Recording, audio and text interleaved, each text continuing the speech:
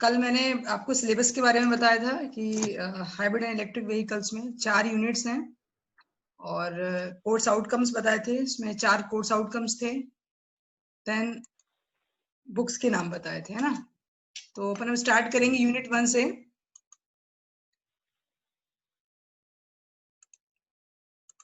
Unit 1 में start करेंगे with the conventional vehicles, ठीक है। तो जब हम बात करते हैं व्हीकल की, सबसे पहले हमारे दिमाग में क्या आता है, मैंने आपको कल बताया था, 4 व्हीलर। तो 4 व्हीलर मतलब सिर्फ कार ही नहीं होती है, 4 व्हीलर के काफी तरीके के फॉर्म्स होते हैं। जैसे हम बोल सकते हैं बड़ा वाला लोडिंग ऑटो है, या ट्रक है, बस है। ऑल दो बस में हमारे पास 8 व्हील्स होते हैं, कभी 6 व्हील्स भी होते हैं। और कार हो सकती है, मर्सिडीज हो सकती है, बीएमडब्ल्यू, कोई भी आपकी कैटेगरी जो होती है व्हीकल की, जनरली 4 व्हीलर वाली कैटेगरी होती है।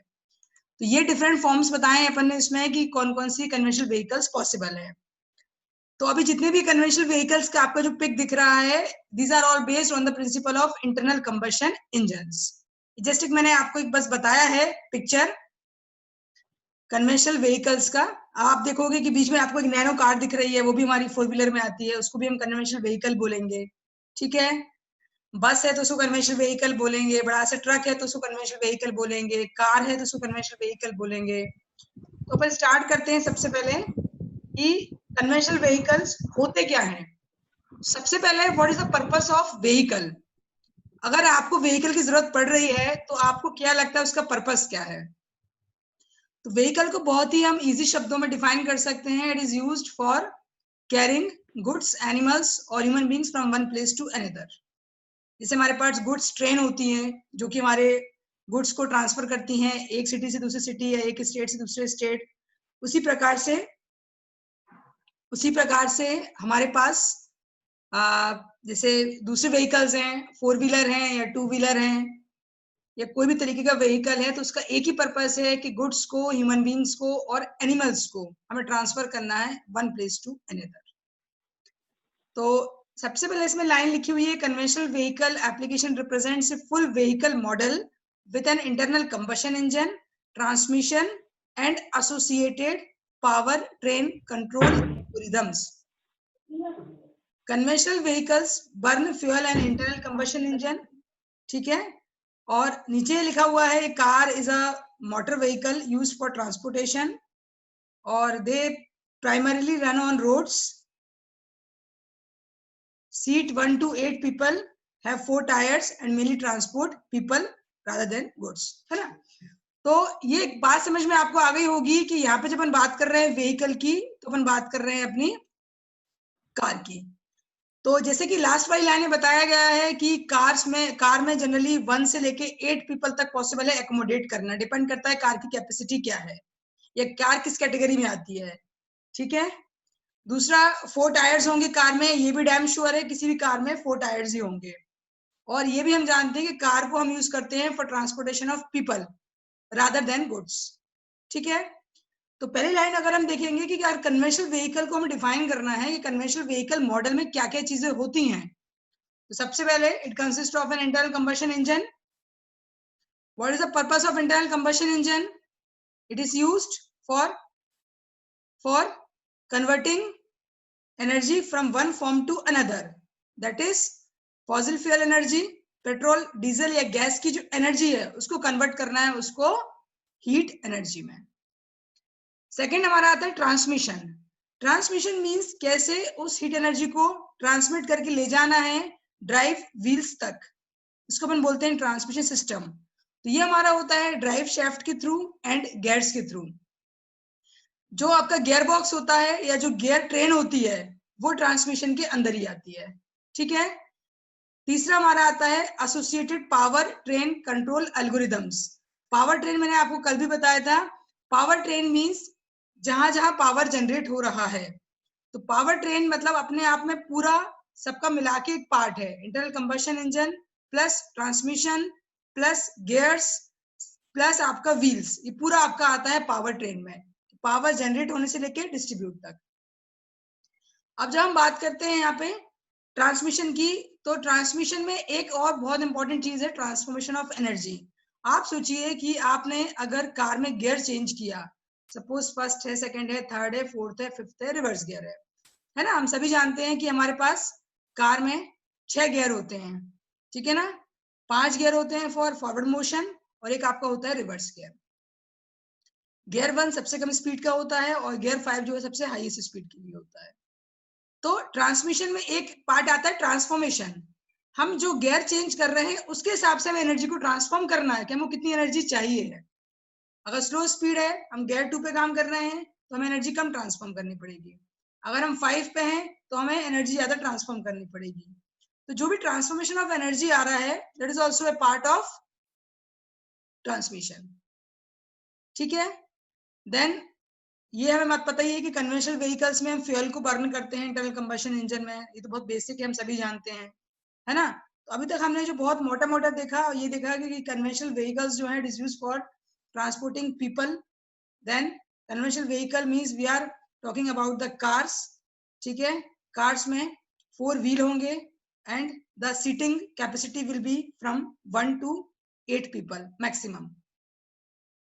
Main parts of internal combustion, main parts of conventional vehicles are ICE, internal combustion engine, transmission system and associated powertrain control algorithms.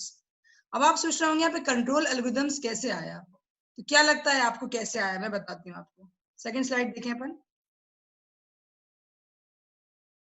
पहले ये वाली स्लाइड देखते हैं, ठीक है। ये कार का इंटीरियर है। अगर कोई भी कार जो है वो आपकी 5 लाख से लेके 15 लाख के बीच में भी है तो ये इसका इंटीरियर होगा। एक आध चीज कम ज्यादा हो सकती है लेकिन ये इंटीरियर होगा। मैक्सिमम लोग पास कार है आज की डेट में, तो आप ये देख सकते हैं पूरा मैंने इंटीरियर शो किया है। सामने स्टीयरिंग है, नीचे आपका एबीसी, एक्सीलरेटर, ब्रेक, क्लच, ठीक है। देन डैशबोर्ड है और सामने आप देखेंगे कि काफी सारे डिस्प्ले आपको दिखाई दे रहे हैं। ये डिस्प्ले वेरी कर सकते हैं कार की प्राइसेस के हिसाब से, ठीक है ना। जो जनरल आजकल आ रहा है वो सबसे पहले आपका कार में क्या शो होता है कि डिस्प्ले में कि हमने कितना किलोमीटर रन किया है, ठीक है। देन टेम्परेचर क्या है अभी कार के अंदर का, ठीक है।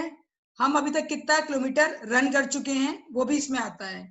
देन ट्रिप के हिसाब से आता है कि ट्रिप ए में आपका कितना हुआ, ट्रिप बी में आपका कितना किलोमीटर आपने ड्राइव किया है, ठीक है। देन टाइम भी आता है कि अभी कितना बज रहा है, वो टाइम भी आपका डिस्प्ले होता है सामने, ठीक है। जब आपने स्पीड बढ़ाई, स्पीड कम करी तो आपकी स्पीड कितनी है वो भी आपको दिखता है स्पीडोमीटर में। तो ये हो गया फ्रंट का डिस्प्ले, ये बेसिक सब में होता है, ठीक है ना। अब हम बात करें अगर लेफ्ट साइड की, तो लेफ्ट साइड में गियर सिस्टम है 1 2 3 4 5 6, 1 2 3 4 5 और आर, ठीक है।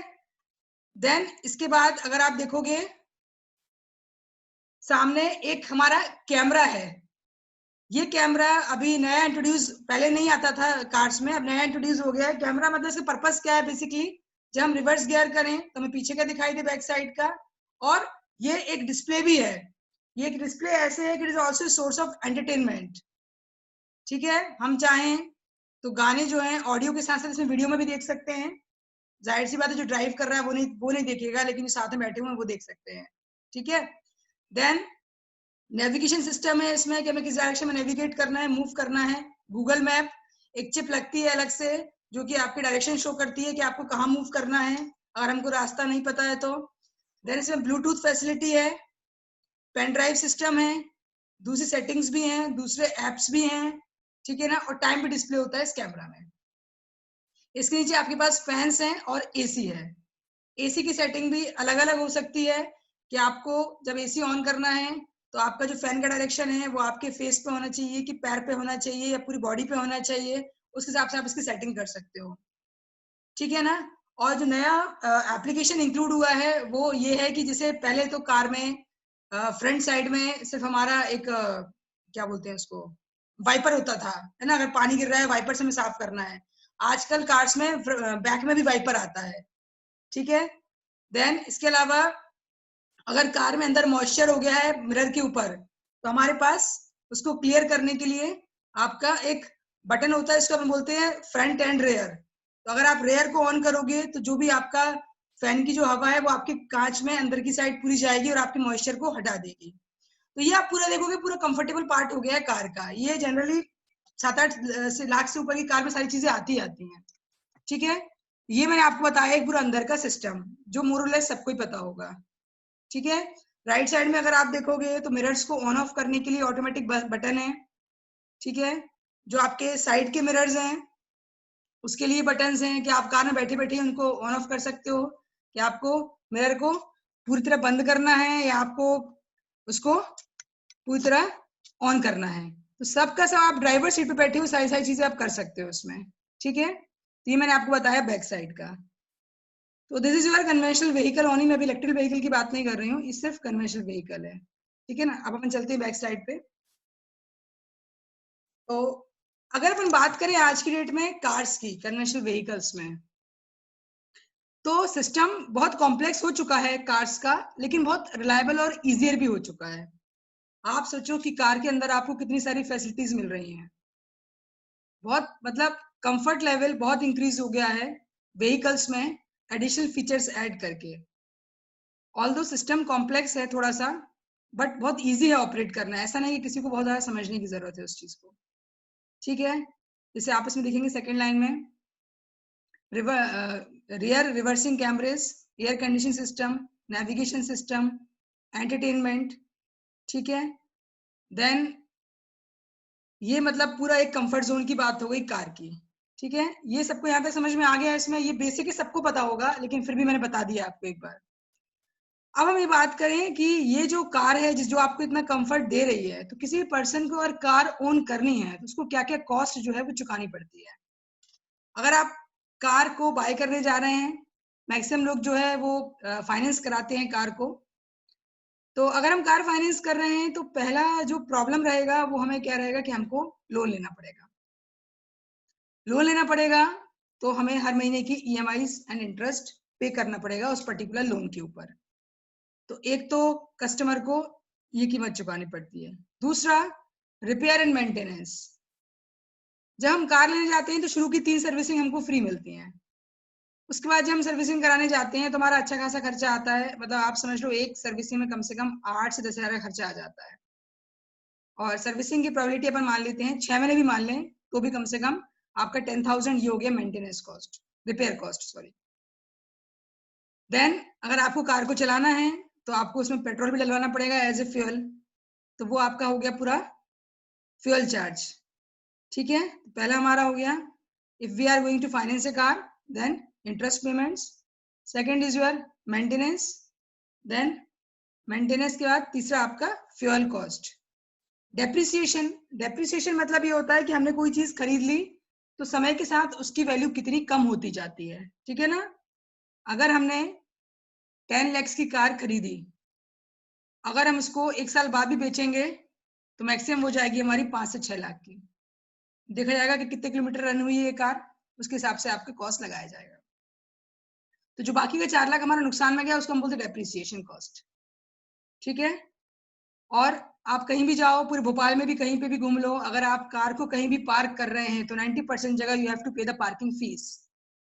मॉल में जाओगे तो मिनिमम लगता है 50 रुपए और हर घंटे के हिसाब से वो बढ़ता जाता है। मैं बेटा कहीं गलत बोल रही हूँ तो मुझे बता देना प्लीज ऑन करके, ओके। तो ये सारी चीजें हैं जो किसी भी, है ना, ठीक है। अगर ये सारी चीजें ऐसी हैं कि अगर हमें इतना कंफर्ट्स चाहिए तो हमें सारी कीमत चुकानी पड़ेगी जो मैंने आपको अभी बताई है, ठीक है।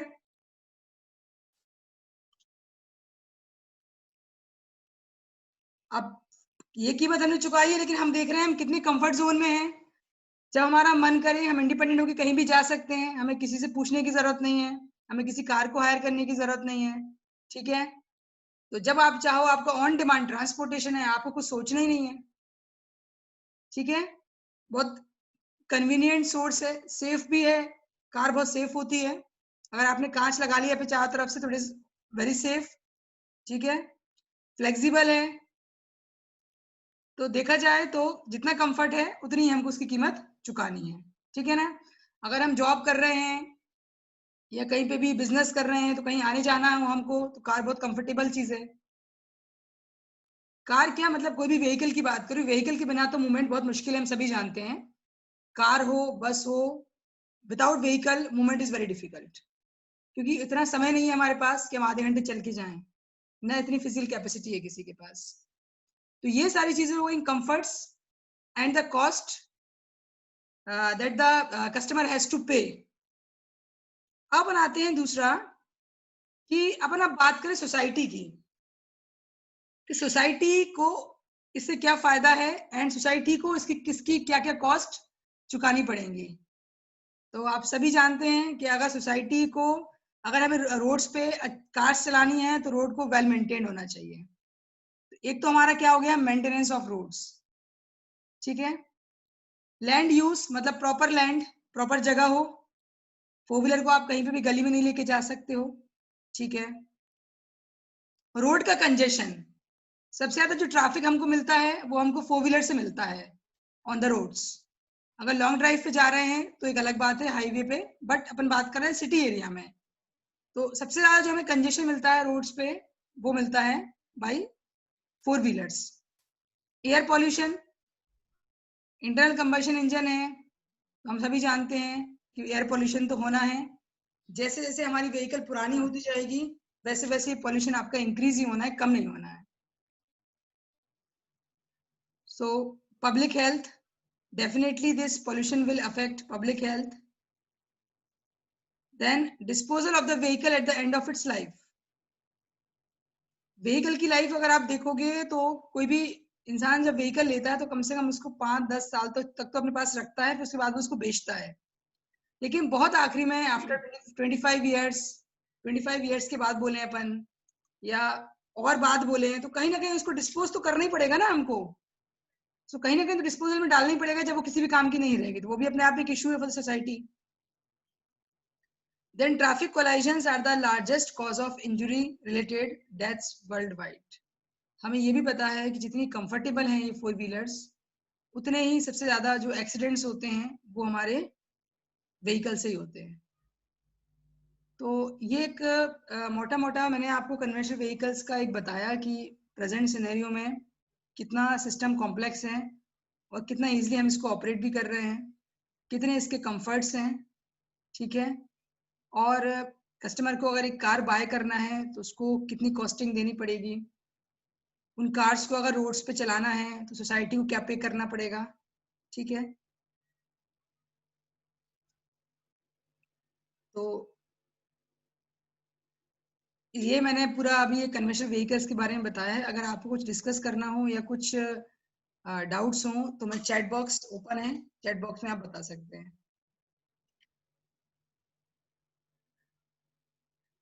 चैट बॉक्स में अपने डाउट हैं तो बेटा आप लोग पोस्ट कर सकते हो, कोई दिक्कत नहीं है।